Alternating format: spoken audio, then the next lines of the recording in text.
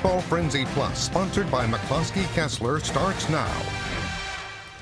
Welcome into this Week 8 edition of Football Frenzy Plus, brought to you by McCloskey Kessler. I'm Anthony Ferretti. He is Ryan Bridges. A lot of big games we had tonight, and you were at our game of the week between Stockton and Dupec. Both teams are undefeated in NUIC play and obviously in contention for that regular season title.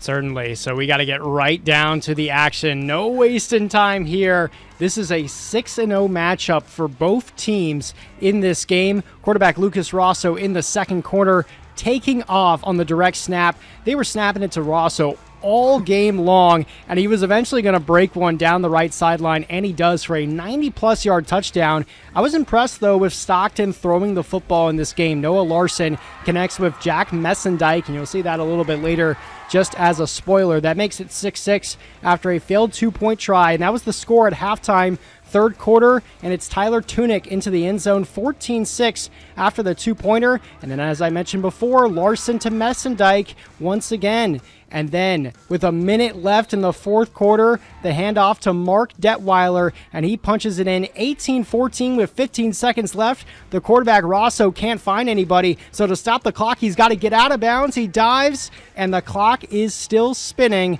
as you can see on the screen right there. And Stockton can party. They are in command of the NUIC. They win at 18-14. That is tough. Just thought you were going out of bounds, and then obviously just unfortunate, timing, yeah. To say the least. We got Lena Winslow and EPC here. We are starting with the kickoff. Lena Winslow's first possession. We got Damian Rivera dropping the ball.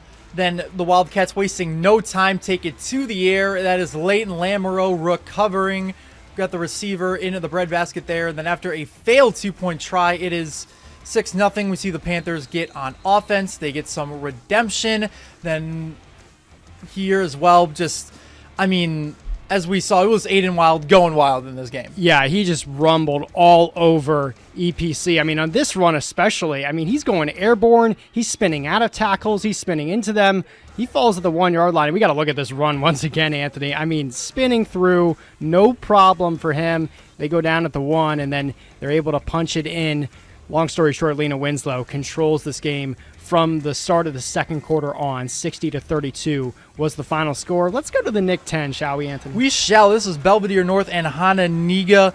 Hano, they've made 17 straight playoff appearances, and B North, 5th in the AP poll. We got Ben Booker here, a 50-yard long rushing touchdown. They were trailing 7-0. That ties it up after the extra point.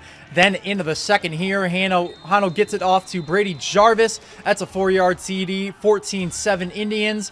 And then B North, it is their quarterback keeper, Andrew Bucci, on the touchdown. Tied at 14 at half. This was interesting in this one. Clock was winding down. Hano was trying to get something going. I guess the ball was instead, maybe was supposed to stop the clock. A little miscommunication, but B North comes up with a big win there. And now we go to Guilford, where Jefferson takes on Freeport. 10 minutes left here. Jefferson up 10-0. We got DeAngelis Roby's going to fumble. It's going to be picked up, though, by Brayson White. Both of these teams, a big game for them. Both of them trying to win out for playoff eligibility. Then is the Marion Douglas trying to get it, but it is stopped by the Jayhawks. Same score, 10-0, fewer than 2 minutes left. Jaden Williams finds Gennardi Turner. It is going to be intercepted by Caden Williams. Off your screen, comes and gets it there. Then almost a minute left. Freeport gets it. Jefferson's going to stop it with getting another turnover there, and Jefferson comes up on top. They win a close one here, 10-6.